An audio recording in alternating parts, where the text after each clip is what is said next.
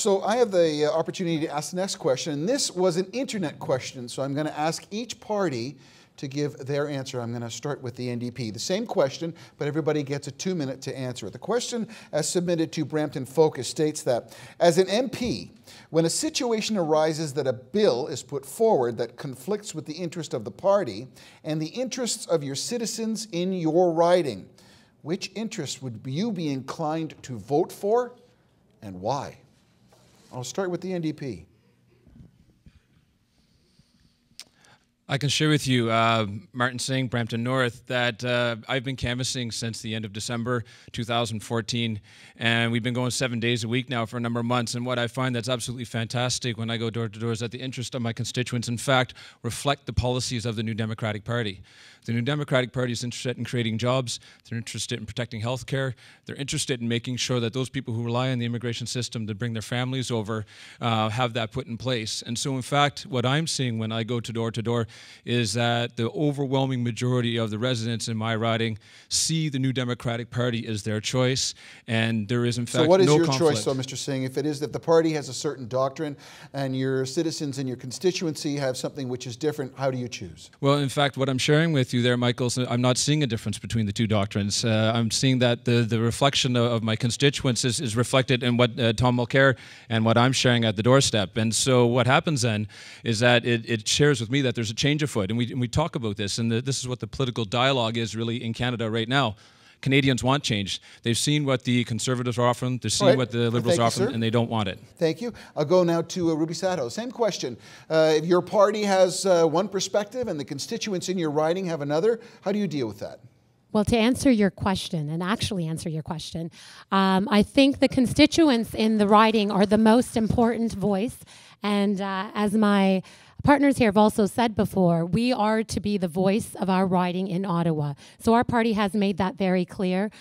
We have, a new leader that has different ideas, and he wants to be able to make sure that we represent our ridings. And so, we will be able to discuss these things at the table. And quite frankly, what the NDP is proposing, Martin Singh, that all the constituents agree with everything the NDP brings, I strongly disagree with that, because what they're committed to is balancing the budget and not bringing forth plans for health care or infrastructure or all those other plans that they like to talk about. So your statement then is, if the party is contrary to what the citizens of your constituents' point of view is, you choose? I choose my constituents. I always choose my constituents. I am going to be their voice and represent them. But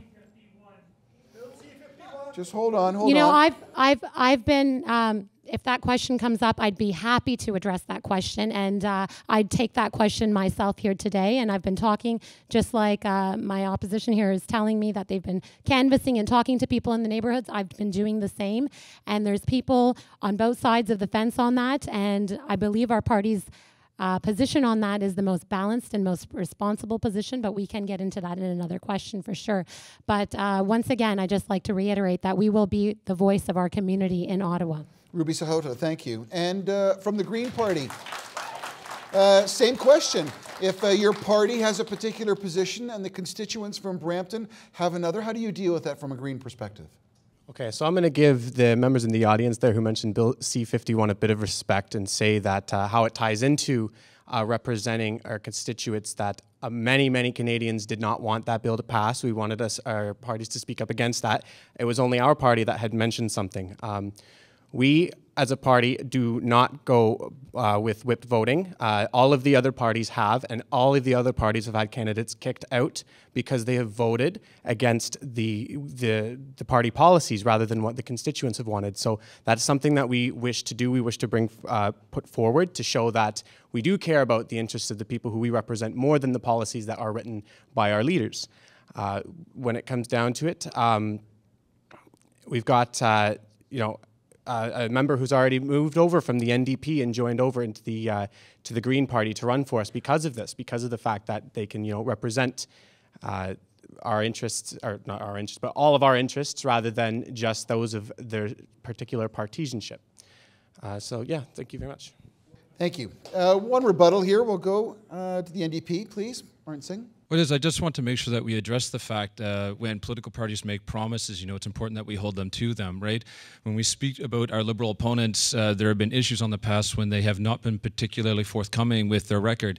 For example, our Liberal opponents have promised a national daycare or childcare program in 1993, 1997, 2000 and 2004, and broke that promise all of those 4 times. Now you might say to yourself, well, it's a new leader and we're in a new time. I understand that, so I can provide a more relevant and current example. Just in July in 2015, Justin Trudeau, leader of the Liberal Party, said that he was in favor of balanced budgets. Not 30 days later, he is against balanced budgets. So be wise. And one final rebuttal before we go to break. We'll go to the Liberals, please. So 2004, national daycare was up for a vote in the Jack Layton's government. The NDP voted against it, toppling Paul Martin's government. So today, had they been actually core to their NDP values, we would have national daycare. And more importantly, the reason that there's a need for infrastructure spending today is because the economic situation has changed, and monetary policy changes as economic situations should change. And as a pharmacist and a business owner, I would expect Martin Singh to know that.